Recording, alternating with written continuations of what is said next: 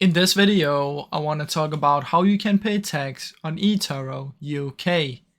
Now, to pay the tax, what you need is you need to get your account statement. So to do this, you want to go to your portfolio, and you can do this on your phone and you can do it on the website. Come here and go to history.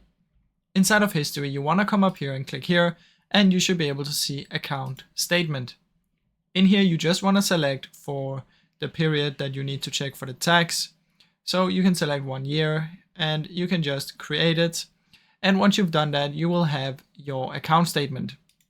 From in there, you will be able to see all of the deposits, withdrawals, and all of the dividends and everything on the account statement. And then you can pay tax using that information. So that is the way that you can do this, guys, on eToro. Now, I really hope you enjoyed this short video. If you did, please leave a like and subscribe, as it helps me out a ton.